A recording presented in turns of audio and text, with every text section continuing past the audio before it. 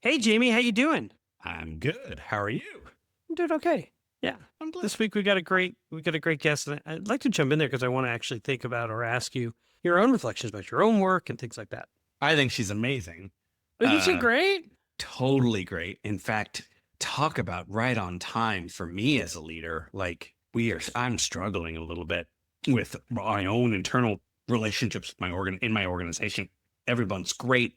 I have smart partners, but we all think really differently. And I think of a relationship sometimes like a rubber band, right? It's really good when it's loose. But when it gets harder, it gets stretched and Well, let me stretched let and me stretched. okay, but let me challenge that a little bit because I think we grow when we stretch ourselves, and yet we can't stay in that spot all the time. We have to get loose, and we have to give ourselves opportunity to reflect and think and celebrate, apologize, reflect, write, all those kinds of things. And it allows us to then stretch again, to stretch ourselves. So I like rubber band as a It wasn't a metaphor. challenge. That's not a challenge. It's an add-on. You're adding to the metaphor. Fine. I'd like to add to your metaphor because I think it's a really good one.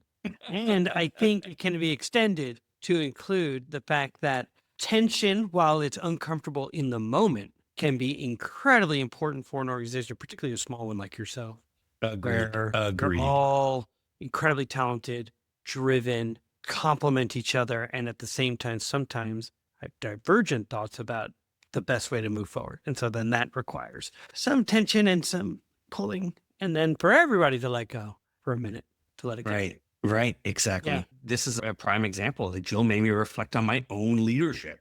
Jill is me. And I have a colleague that is just like the person that she's describing in terms of that is like action oriented. And I'm interested in the next big thing. I want to talk to Peter again. That's what I want to do. That sounds fun. Let's listen to Jill.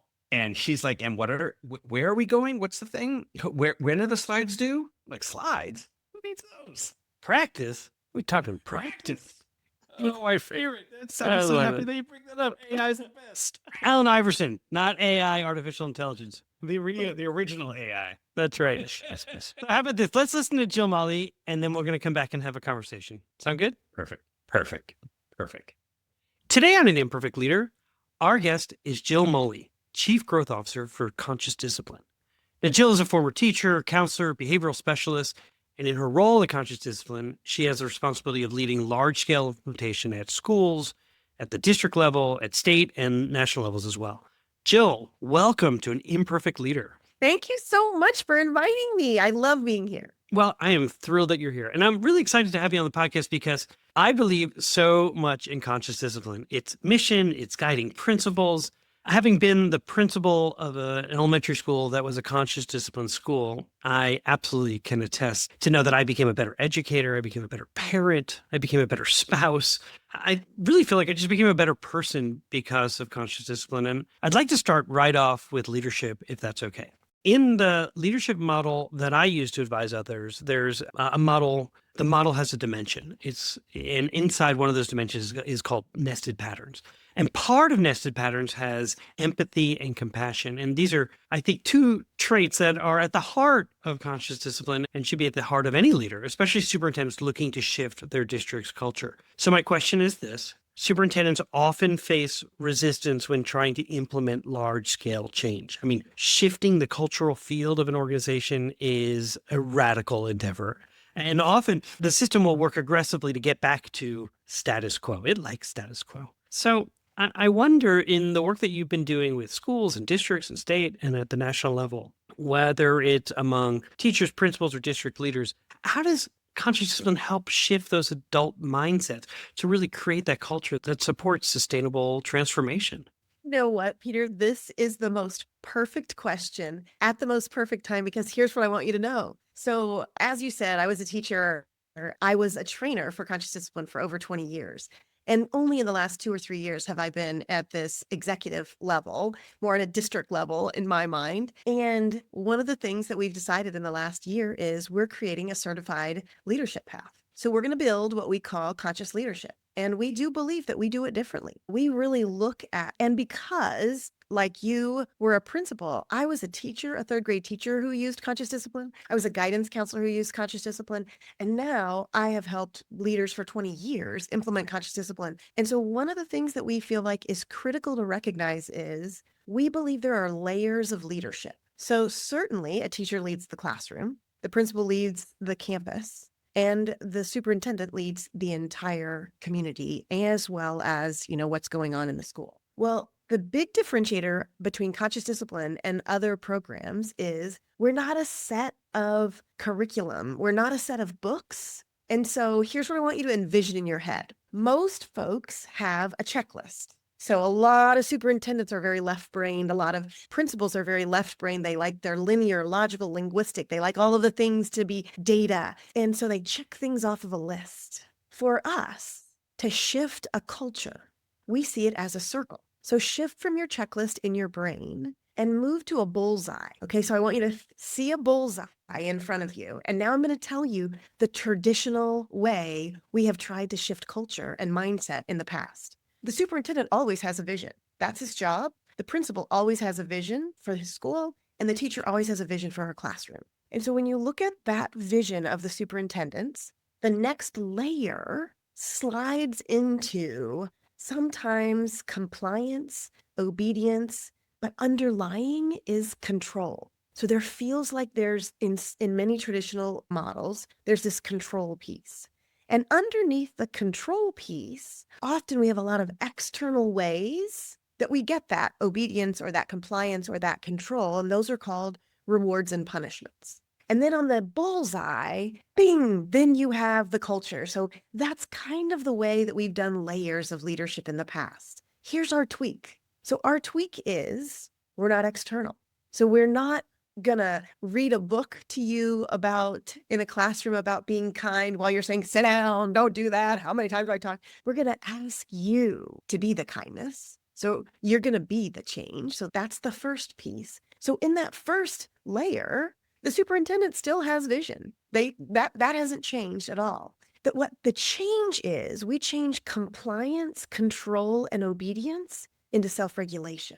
So the next thing that superintendent has is this amazing ability to regulate and pause. A parent comes in upset and angry, and before responding, they are able to pause. So we teach these 7 powers, and these powers inform that superintendent's ability to respond. Underneath that, instead of having rewards and punishment, we actually have skills. So we, instead of saying, here's an external thing. Let's just take, for example, teacher burnout. So if you have a vision for teacher burnout and you have a way and a structure that you want to work on that, a lot of times we use external ways to adjust that by saying, let's cut down the PD days. Let's give more jeans days. And so we come up with a lot of external themes. Right. Don't forget like the spirit, whatever college you went to, wear that sweatshirt. Everybody should feel good. You should feel good now, right? Well, how come our retention rates haven't improved? I did the jean day. You hit the nail on the head. I wanted to hit the bullseye since we're using that as a metaphor. Hit the bullseye. And so what we want to shift in conscious discipline is how can we help teachers, principals, and superintendents help teachers first reflect and recognize their feeling and then regulate it. I love it because, I mean, truly, when you talk about this sort of self-regulation, I really think you were speaking to, and you just said the word reflect. It's about reflection. It's around avoiding the impulse to make a quick decision. It's about understanding one's perspective. There's the Water Center for Systems Thinking has this great Habits of Systems Thinking card, and it talks about perspective, and it shows a child and a parent looking at a dog in the window of a pet store. And of course, the child is thinking, is sort of has this thought cloud of, I'm hugging this dog. This is my lifelong friend. And the parent is looking at it and the thought cloud is, this is going to be really expensive. And so how do we in our work particularly use the example of a parent coming in, making an appointment with the superintendent is that individual is fired up about something. And we often have a very quick impulse to try to just fix it as opposed to finding out where does this person's beliefs, principles, and values sort of inform the way that they're seeing the situation, and how does it align to what we already know that the good things that are happening in that school, and how do we find some common ground? But we sometimes fall victim to the impulse to make a quick decision to your point of a checklist to say, we've checked that one off because we got the next one coming. And you're saying, I'm going to help you slow it down. And I think that example is so perfect when you think of the parent. And here is one thing that we would say to every leader. Remember this clause. This experience is happening in front of me, not to me.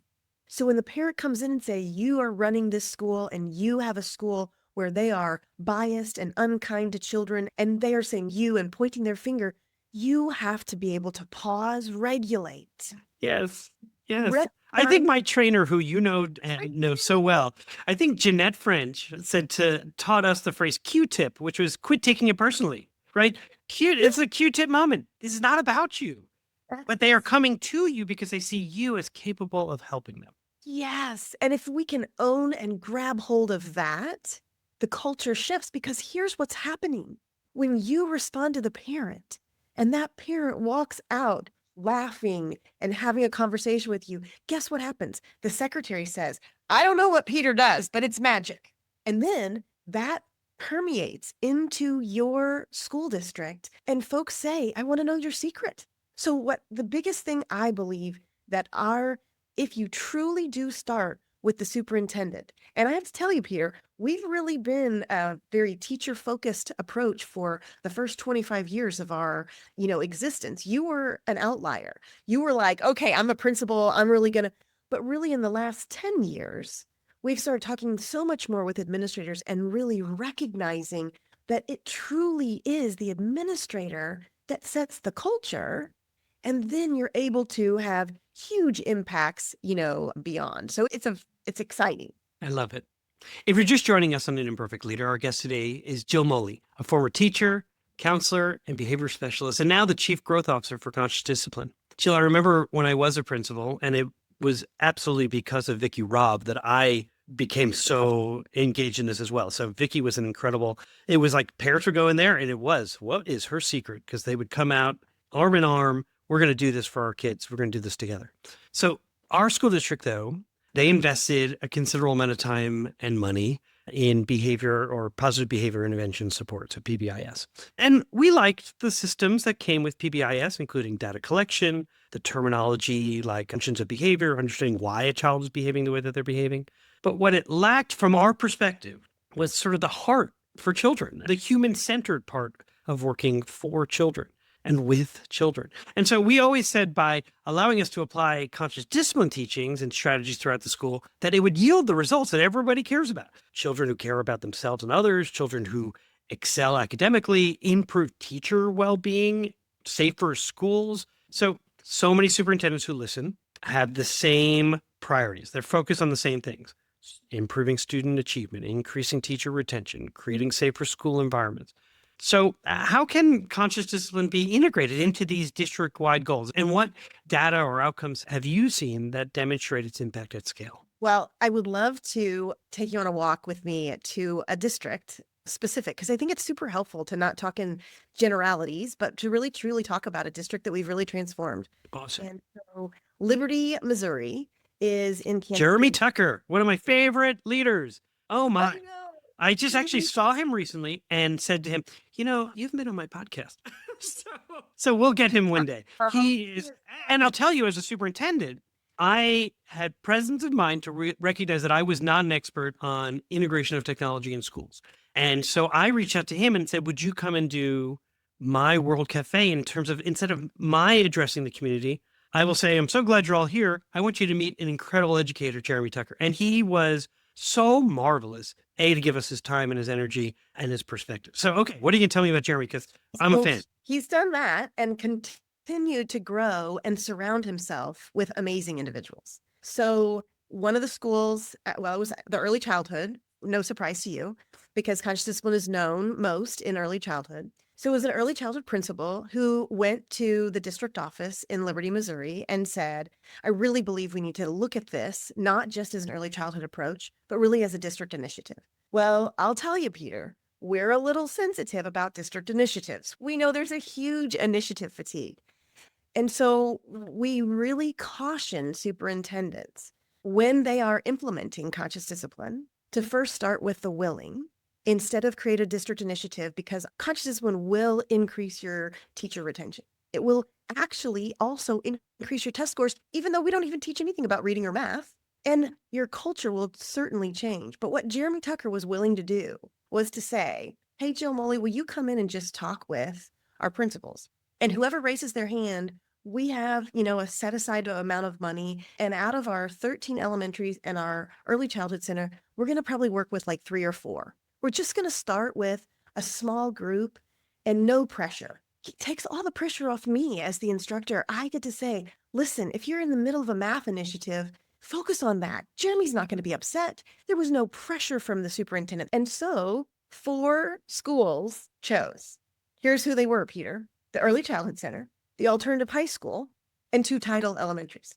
So we started implementing, and then here's what starts happening. This curiosity thing is so much more powerful for you than an initiative. So now all of a sudden, Dr. Tyler Shannon, who is the principal at the elementary school, starts having all of this wild success. And principals start saying to the special programs director, Jessica, Dr. Meisenheimer, how come we don't get conscious discipline? How come you're only giving it to Tyler? And how come you're only giving it to this school and that school? And Dr. Meisenheimer says, we offered it to everyone. There were only 4 people that raised their hand. Let me just tell you, in 8 years, these are the outcomes that have happened. They use Panorama. So that's one resource that you can use that kind of gives you a grade card, essentially, of how things are feeling inside your district.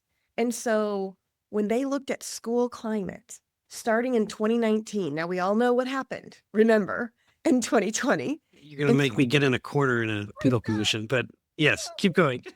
In the winter of 2019, their climate and culture percentage was about 52. So 52%, that was year 3 of implementing conscious discipline for them. So they'd been at it for a minute. Then we had the winter of 2020, went down to 45. The fall of 2023, the winter of 2023, we moved the needle from 45% in school climate to 89%. So, from 45 to 80 plus, what do you account for that? That's a profound increase. He shifted his PDP goals. His PDP goals were no longer about reading and math. They were about wellness. So when he's walking down the hall, here's what he would do. He would walk by a teacher and say, did you take your vitamins today? Did you walk 100 steps this morning before you got here? He would walk through and talk to teachers about their wellness. And then he created a grade card, and they didn't turn it into him, but it was ways that they believed that they created safety and connection in their classroom. And the cafeteria people had it, the custodian had it. Every person in his entire environment talked about how to help children feel safe and connected. Okay, so I'm sure outside of Liberty, there's another school district that you have in mind. Springfield, Missouri, working with those schools, working in the middle school, they decreased their discipline referrals 300 between 2019 and 2023. And in that time, Peter, their math index score went up 25 points. Well, you know why? If you decrease 300 out of school suspensions, that means you have an increase of 2,400 hours of learning. Yes. You can't learn if you're not there. Absolutely. So huge changes that happened as a result.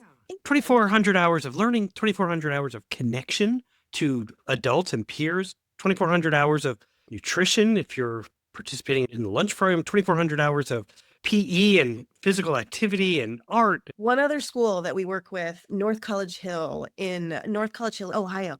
And here's the thing that's really interesting about them. So their superintendent, Dr. Blaylock, it's a small urban district inside the community. And for the first time in a decade, he wrote this to me. I was asking him about some other things, and I was like, oh, this is great. I'm going to share this with Peter. He wrote to me actually this morning, his assistant superintendent, and what she said to me is this is the first time in a decade since starting conscious discipline implementation 8 years ago that not one of their schools was on an improvement status.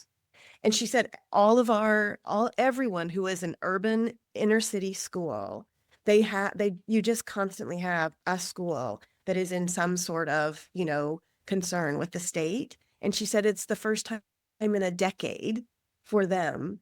And so again, we don't teach math and reading, but to your point, when children feel safe, when children are connected, Yep. learning is crazy. Yep. And you don't teach reading, you don't teach math. You also don't teach a mindset. You help people access a mindset that they've always craved to have. I mean, I really believe that. I'm going to ask you a question I ask every guest who comes on the show. How does the term an imperfect leader resonate for you? Oh, man, the alignment that your podcast has with conscious discipline is just unbelievable on so many levels. But the one thing that we ask our teachers, our principals, and our superintendents to do is to learn this word, oops. Now, we believe that oops stands for our opportunity to problem solve or to practice a new skill. And so we believe that as a leader, being able to help people see that you're growing and that you're reflecting and that there is no perfect goal that you're striving towards, but what you're striving towards is just more learning. So, I mean, we embrace that. We love that. We're back for segment 2 of An Imperfect Leader called Imperfect Leadership in After Action. And my guest today is Jill Molli, the Chief Growth Officer for Conscious Discipline. Now, in this segment, we ask our guests to deconstruct a decision they made, and then we discuss it. So, Jill, what happened? Okay. So, here's why you get promoted, Peter. The reason you become a principal, the reason you become, in charge of special programs, or in my case, the reason you leave the field that you were so passionate about and changing the lives of teachers and kids all the time, and you move to the executive level of business is because you did something really well. So when you were a teacher, you were phenomenal, and they picked you out of that and said, lead this school. So here's the one thing that you have to do when you become a leader. You've done something really well. Now you have to lead other people to do that very thing well, and you can't do it. I love this as an example. First of all, I'm just going to relate to the fact that in the first book that I wrote around An Imperfect Leader, I mentioned the fact that, yes, you're a classroom teacher of between 25 and 30 kids. You do a great job. People identify you. They think you're ready for a principalship. And then you're a principal of 300 kids and you know every kid by name and their parents. And you're able to sign the perfect attendance awards that morning because you've got all this, you're relationship driven, not systems thinking necessarily. And then all of a sudden you're responsible for a $300 million budget. You've got 3,000 employees and you're making profoundly important, like with great, like huge ramification, these decisions. And you're going, I wasn't trained for this.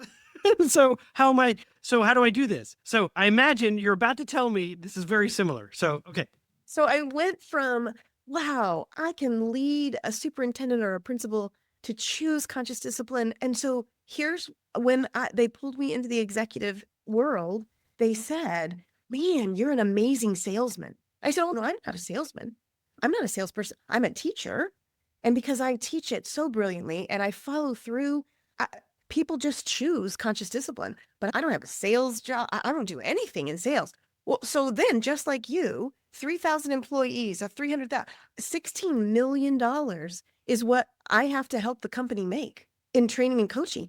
But I can't make $16 million. I have to help this team of people.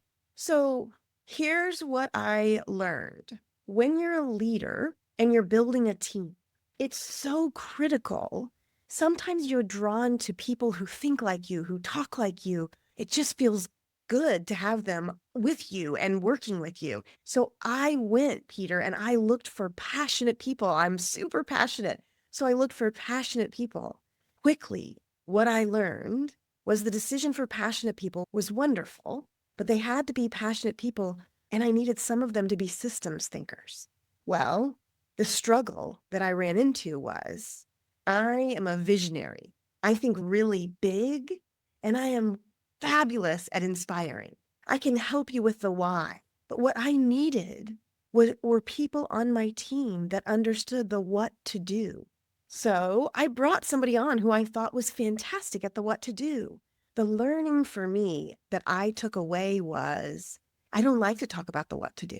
I want to go on to the next thing, the next big vision, the next big fun thing. So you're not going to finish any project with Jill because I never get to the matter of fact, you got to do this, then you got to do this, then you got to do this, then you got to do this, and you got to do this. I'm so in the let's move on to the next innovation. And so the big learning that I had for me was those folks that were systems leaders were a vital and valuable part. And I had to learn to pause as they asked me 17,000 questions. And I had to value the questions because in the beginning, in the first, 8 months, I was irritated by the questions. You're slowing me down. And what the real turn of events were, you're helping me make this happen. And I was able to, luckily find that before the end and thank them. And we became a wonderful partnership. This is amazing. I do believe that you're really speaking to, as people who listen to this podcast can attest, they're either aspiring superintendents or in the principalship and they're thinking, or they're an assistant superintendent and they're thinking about applying for a superintendency. And it's a radically different job than the other jobs that are in central office or at the district level. You have to build a team. You have to trust your team. You may inherit members of the team. And as you're recruiting to complement your work style and your leadership style, as opposed to having someone who's completely aligned and similar to you, that doesn't get you very far. It just, you both sort of bouncing off each other. Isn't this great? It's a great idea. It's a great, yeah. So I'm curious, it sounds like you have a very specific example about as you now were in charge of a team and as you were recruiting members to join that team and to grow the business, that there were things that were overlooked. So what I heard you say what was overlooked was initially you were following this idea of, I need to build a team of people who have a similar perspective and way that I operate. And I needed to really broaden and recognize and value the different ways that people bring, the different skills that they can bring to the work, system thinking approaches. Am I capturing that? 100%. And I'll tell you, what I realized was I needed a me guiding me. So, that's what I went and did for superintendents. I would help a superintendent see the value that others brought to that team. I see why this feels comfortable. I see why this feels really easy to work with this group. Here's what this person is bringing. Could you look at it as healthy conflict instead of as defiance or instead of as a threat? So I'm curious also so what did you learn about relationships? How did you slow yourself down? Well, so I hired a me. His name was Matt Teeter. And so he's a retired superintendent. And I knew that I wanted this team to be able to relate to, have conversations with superintendents. So in the beginning, my goal was Matt Teeter is a retired superintendent. He's going to bring knowledge about schools and systems. What I didn't, of course, realize is Matt Teeter is a magical superintendent who understands relationships. He's a special person. He is. So I hired Matt Teeter, and what he beautifully did was so much more than share. I thought I was going to help them know how to go in and talk to a superintendent, because here's the truth. The funny thing about our association, because as I said to you in the beginning, we used to just talk with teachers. So I got these passionate folks who were teachers themselves, and they were a little intimidated by a superintendent.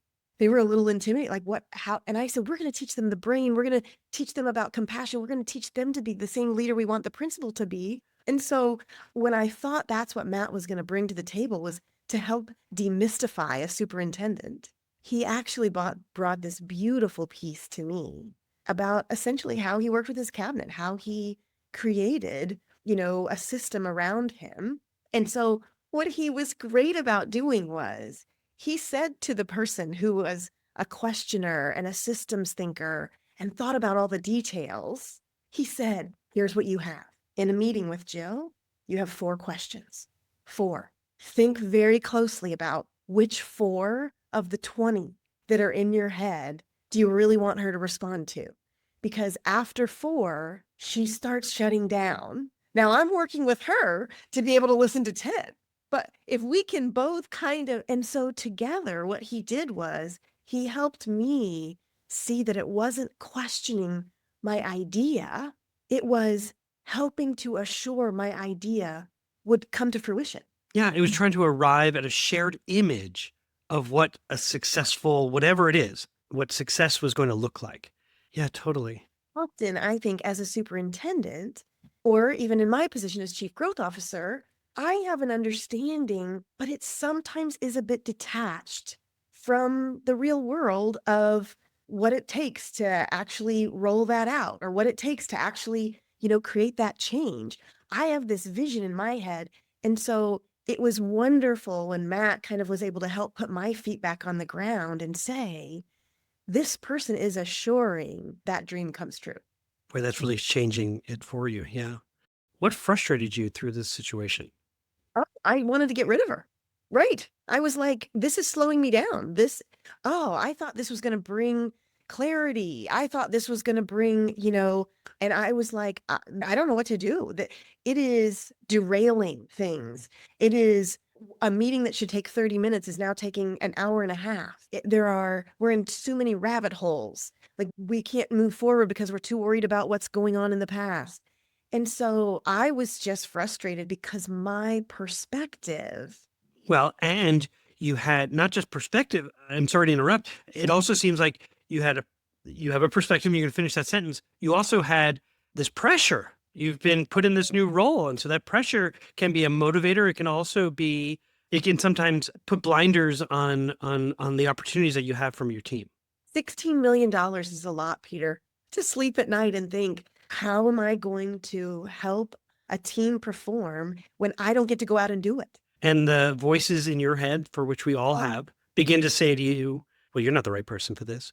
Or how do they even think to hire you? Or, right? I mean, it's like that. Peter, this is my conversation with Matt. Over and over, I said, I need to go back to the teaching. I'm a teacher. I'm not an executive. Why did I think that I could do this executive role? I'm just a good teacher. Imposter syndrome is a real thing for all of us. And we don't admit it. And then we sometimes fall short on decisions because we succumb to it. Wow. In the end, though, what was something that was good that came out of this? Well, in the end, thankfully, the 4 questions felt like equal ground. I felt heard and valued, and I felt like I was hearing and valuing her. And so what of course has happened is she's blossomed. She's selling the lights out of things in an authentic, amazing way that helps superintendents feel seen and heard and valued. And we're rolling things out in a way that is productive and that is doable for all of the pieces that I just didn't understand, that the things that she had to do every single day. And so it didn't end in any kind of firing or getting rid of someone or surrounding myself with all of just mini me's. It really helped me learn to appreciate and recognize that it's vital that your team has different personalities and different approaches to problems. Perfect. Jill, where might be a good place to find you or to learn more about conscious discipline? Yes. So you can certainly find us at consciousdiscipline.com. You can personally find me at jill.molli at consciousdiscipline.com. You certainly can also go to Conscious Discipline or email us at transformation@consciousdiscipline.com. If you're just interested in, I'd just like to talk to you, Jill, or I'd like to talk with one of your representatives. Like, how could you help us? Perfect. Our guest today was Jill Molli, a former teacher, counselor, and behavior specialist, and now the Chief Growth Officer for Conscious Discipline. And Jill, I have been really looking forward to this conversation. You and I met or were reconnected earlier this year in Kansas City, and I was so thrilled that happened. And so thank you so much for giving us time. I'm so thrilled to know that there's going to be a leadership training component coming forward.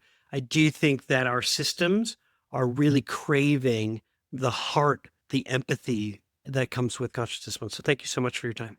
My pleasure. It's been lovely to be with you. And during these uncertain times, this is exactly the solution that we need, is figuring out how do we regulate ourselves so that we can transfer that to the teachers and the children that we work with.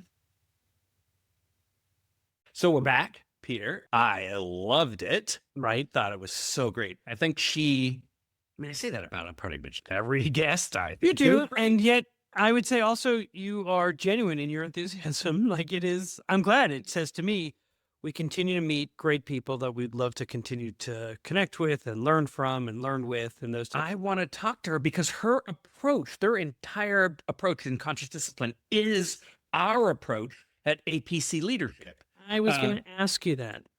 We're identical. Hers leans into the work around climate and discipline for students, changing the concept of discipline, which we talked about before. And the approach to adults is so similar. We lean into what people care about. I can help you to identify your why.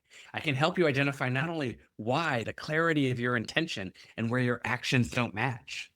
I can do that really well. I'm great at it.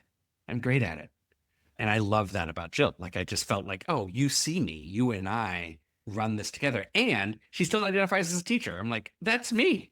Yeah. I still identify as a teacher. Yeah, totally It's the agree. first professional descriptor I give myself. What I want to ask you about is, so there's the decentralized school district where an individual school contacts you and says, I'd like to work on this. And then there's the centralized school district that says, oh, we want this for everybody in the school district. And so similarly with conscious discipline, I was a principal of a school that said, I can appreciate the centralized decision around PBIS, the positive behavior intervention support. However, I really Yes. want to be part of a system, and I know you heard this in the conversation, that emphasizes empathy. And I really feel that conscious discipline does that. And so I was curious about her perspective around start with the willing, because you want to avoid initiative fatigue. So you want to start with the willing. And they caution superintendents that, start with the willing instead of creating a district initiative. And I get Right. that. And so how is it similar to the work that you do, and what advice do you give? Because as a superintendent, I'm still like, yeah, but I know like we're going to have some resistors. And at the same time, I also know this is so important. And I know that's the wrong approach, or maybe it is. I don't know. What do you think?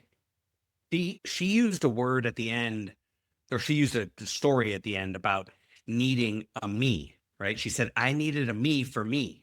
I needed it. And the words I would have put in her mouth in terms of what we do at our organization is a coach. She needed a coach to help her see how she could better work with the client, with her colleagues. This is exactly what we do with districts, in that, nope, you can't mandate coaching. It has to be an offer. Because if it comes as a mandate, you've instantly turned it into an evaluative tool. You turn I that was gonna coach into say. a police officer Yeah, who now yeah. has to So monitor whether coaching, you do these things. yeah. No, you're basically saying coaching becomes much of like a reform movement, coaching for compliance. They're making sure that there's compliance. Whereas coaching, whether it's peer coaching, which I think is the most genuine way of seeing improvement in practice, when you and your peers are learning together and coaching each other. And that can Right. maybe the impetus or the catalyst for that can be someone in Jill's position, someone in your position, being able to support and get the language and the protocols and the support, and then sort of gradually releasing it to those to do that work together as a community. Exactly. And we've had the exact same experience that Jill did with conscious discipline, in that when we offer coaching, we say, just whoever chooses it, don't make anyone choose it. And some of the more challenged, let's say we offer in a district coaching to principals and the superintendent or assistant superintendent says, there's a couple of new principals that we think would really benefit from coaching. We're like, sure, great. If they choose it, wonderful. And then they don't. And the superintendent said, well, they need to be getting coaching. And I'm like, well, they're not going to get it from us because they didn't choose us. And that just basically means that they're not ready. They're nervous. So do you say, well, they haven't chosen it, or they haven't chosen it yet? We can't wait to work. It's a yet. It's a Yeah. yet. Because the same thing happens. 4 principals out of 10 choose it. They come back and say, oh, this is super helpful. You should see my staff meetings. They're 1,000 times better. And other principals are like, well, can I choose it? And just like that, it's like, yeah, for sure.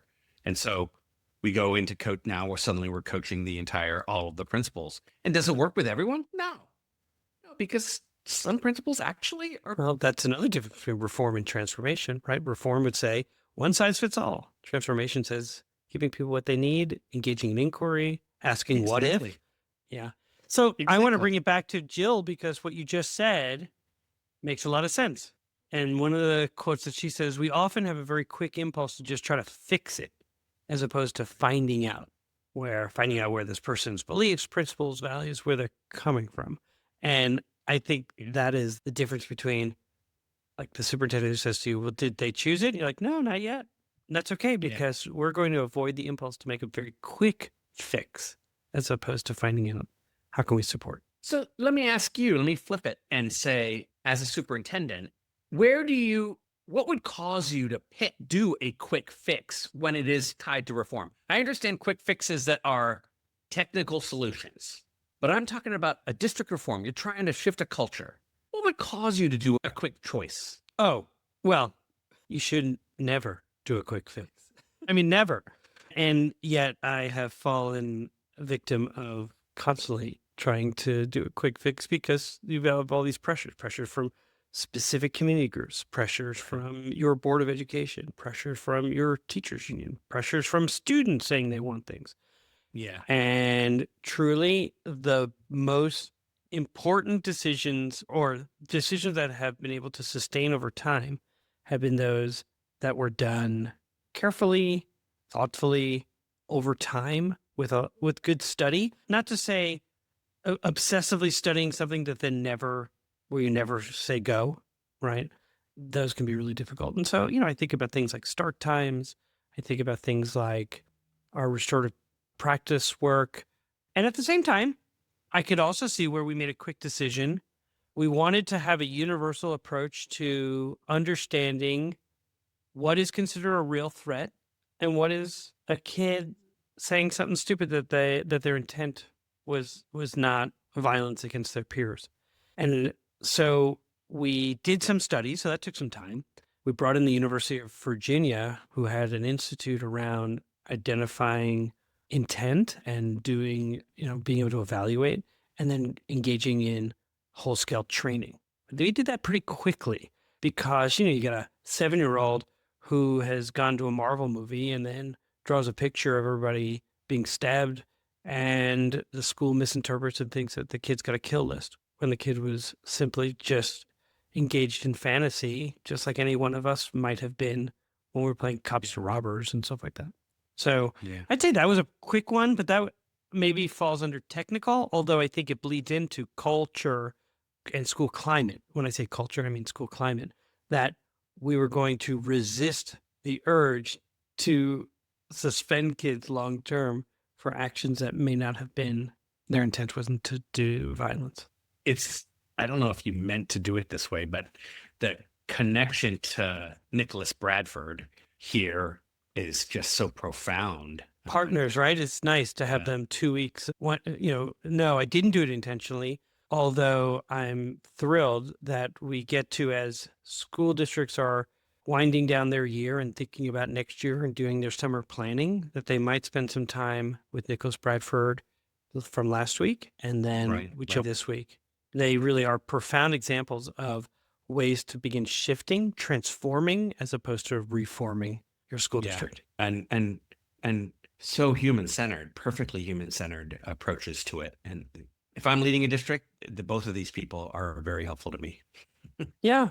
And those who are listening are leaders in their district. There are leaders at every level, and there are those who have an impact and influence over their school culture. And I do think it's the administrator that sets that culture. And so as they start thinking about the kind of climate that they want, they'll spend some time maybe this summer, maybe rethinking, and then without the impulse of immediately like saying, okay, we're going to do things differently, is to begin, let's spend this year studying. Let's do some study and let's try some things out and then see what that might look like. And I wish, just like Jill said, she wishes she had a Jill for herself. I wish I had like this podcast to have helped me slow down, because we feel such a sense of urgency to make a better world. And it doesn't move that quickly.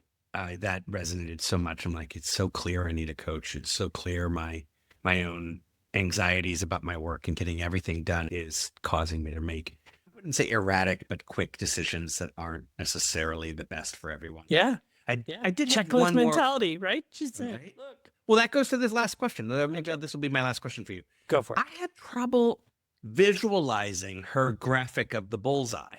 Like, so going from checklist to bullseye. And I get it. I should say, I don't know if I get it. I want to get where she's going. But I had trouble understanding, like, how does it shift? Why, in what ways does it shift from a checklist to a bullseye? How did you understand that? Let's listen to it. The big differentiator between conscious discipline and other programs is we're not a set of curriculum. We're not a set of books. And so here's what I want you to envision in your head. Most folks have a checklist. So a lot of superintendents are very left-brained. A lot of principals are very left-brained. They like their linear, logical, linguistic. They like all of the things to be data. And so they check things off of a list. For us to shift a culture, we see it as a circle. So shift from your checklist in your brain and move to a bullseye. Okay, so I want you to see a bullseye in front of you. So for them to shift their culture, they want to see it as a circle. So shift that checklist and make it a bullseye. Meaning the thing that you want to accomplish is in the center. Exactly. It's interesting. The superintendent always has a vision. That's his job. The principal always has a vision, and the teacher always has a vision. When you look at that vision of the superintendent, the next layer slides into it, and sometimes compliance, obedience, but underlying is control, which is so interesting. I've been having that conversation with another superintendent that I've been working with around how he bristles at the term a factory model, because he says, I've worked in a factory and schools are not like factories, and we cannot keep saying that schools haven't changed and shifted. And what Jill's saying is, but that's the control element. And that's, what I think we mean by the factory model, that there's a foreperson who's in charge and tells people what to do, all those external ways of obedience and compliance. So sorry. They still exist. Exactly. They still exist. Her metaphor or connecting that metaphor to the genes day or the external motivators, I thought was really interesting as well. I'm like, yeah, those obviously don't work because they're not intrinsic, right? I'm giving you a completely extrinsic motivation, so that it's not going to build discipline toward a different culture. It's slow because discipline is slow. And by discipline, I mean practice, not punishment. I mean practice. It made me think of when people say they want to have a better climate across this diverse group population of students. And then they do a international day. And I'm like, and I don't want to diminish International Day because I like food too, right? I like food. I like music. Like if that mama is going to make pupusas, like I'm all in, man. That sounds awesome. And that will build a collective climate. Doing International Day doesn't do that.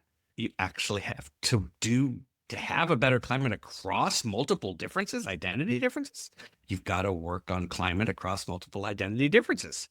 You've got to actually acknowledge that there are differences and that we don't all see the same thing. To her point about how those two styles of working, her visionary versus the action-oriented person, you got to work on it. You got to come to some agreement about how to do it. I love it.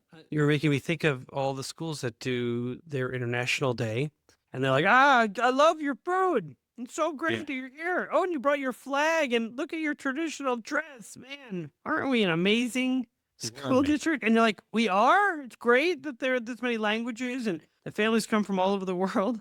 And this is just the surface. We've got to really learn from each other and without judgment, because there are going to be different beliefs, values, and principles that come from where we come from and how we were socialized. And so, no, I think that's a really fair point. Well, I'm so glad that we had a chance to visit with Jill. I'm so glad that she was willing to spend some time. And I think you're right. I love the fact that these go side by side 2 weeks in a row with complementary and still different approaches to building really just, thoughtful, compassionate school districts, school buildings, communities that really value and honor the people who are there. So this is great. This is my plea to Jill. Like, I would love to talk to you. I think we would have a lot of fun. I know Jill's going to come find you. All right, Jamie. Hey, listen, I'll see you next week. Yeah, I'll see you next week. Wait. Oh, the 5. We forgot about 5 stars. Yeah, exactly. Look, it can be part of your checklist if you want, or just make it a bullseye like that one, like boom, 5 stars, bullseye. And then you can write whatever you want. Exactly. Yeah. Exactly. Right. Whatever you want. Say, I too want to meet Jill. The 5 stars does help us in the algorithm. So get to it, people. Get to it. Hey, all right. Now I'll see you next week. Bye.